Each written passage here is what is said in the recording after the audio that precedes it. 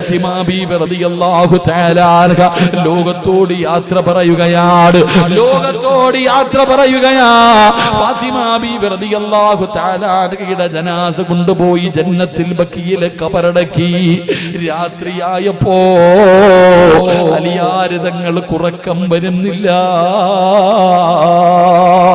വീടിനകത്ത് കിടന്നിട്ട് ഉറക്കം വരുന്നില്ല. ഒരു രാത്രി പോലും തന്റെ ഭാര്യയില്ലാതെ കിടക്കാൻ പറ്റുന്നില്ല. അലിയാർ തങ്ങൾ എഴുന്നേറ്റ് ഓടുകയാണ്.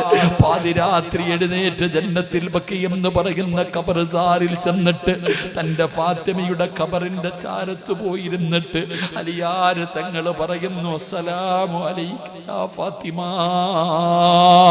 ഫാത്തിമയുടെ ഖബറിന്റെ ചാരത്ത് ചെന്നിരുന്ന് അലിയാർ തങ്ങൾ സലാം പറയുകയാ.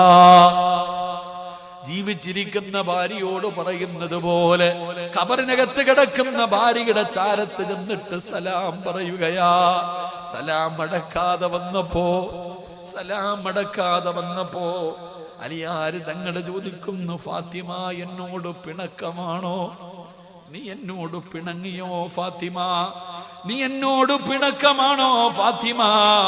ഒന്ന് സലാം അടക്കു ഫാത്തിമ, പിണങ്ങല്ലേ എന്ന് പറഞ്ഞ് ഫാത്തിമ ബീവിയുടെ ഖബറിന്റെ ചാരത്തിരുന്ന് കരയുകയാ. പടച്ചവനെ, രണ്ടാമതും സലാം അടക്കാതെ വന്നപ്പോ അലിയാർ തങ്ങള് ഖബറിന്റെ മുകളിൽ ഇരുന്നിട്ട് ചോദിക്കുകയാ, ഖബറേ എന്റെ ഫാത്തിമയ്ക്ക് എങ്ങനെയുണ്ട്? എന്റെ ഫാത്തിമയോട് പറ സലാം അടക്കാർ, എന്റെ ഫാത്തിമയോട് പറ സലാം അടക്കാർ. എന്റെ പടച്ചവനെ, അലിയാർ തങ്ങൾ അവിടെ ഇരുന്ന് പറഞ്ഞു കൊടുക്കുമ്പോ എന്റെ പ്രിയപ്പെട്ടവരെ, അലിയാർ തങ്ങൾ പറഞ്ഞതെന്തെന്നറിയോ? എന്റെ ജീവിതത്തിൽ എനിക്ക് രണ്ട് നഷ്ടമുണ്ടായി. എന്താണ് രണ്ട് നഷ്ടമെന്നറിയോ? ഒന്നാമത്തെ നഷ്ടം അള്ളാഹുവിന്റെ പ്രവാചകൻ സ്വല്ലല്ലാഹു അലൈഹി വസല്ലമ തങ്ങളുടെ വഫാത്താ. അലിയാർ തങ്ങൾ പറയുകയാ, എനിക്ക് രണ്ട് നഷ്ടമാണ് ഉണ്ടായത്. ഒന്ന്, അള്ളാഹുവിന്റെ പ്രവാചകൻ സ്വല്ലല്ലാഹു അലൈഹി വസല്ലമ തങ്ങളുടെ മരണം, അവിടത്തെ വഫാത്ത് എനിക്കുണ്ടായ വല്ലാത്ത നഷ്ടമാണ്. രണ്ടാമത്തെ നഷ്ടം എന്തെന്നറിയോ? നബി തങ്ങൾ മരിച്ചതിന് ശേഷം, അള്ളാഹുവിന്റെ പ്രവാചകന് വഫാത്തായതിനു ശേഷം പിന്നെ ഒരിക്കൽ പോലും ഫാത്തിമ ചിരിച്ചിട്ടില്ല.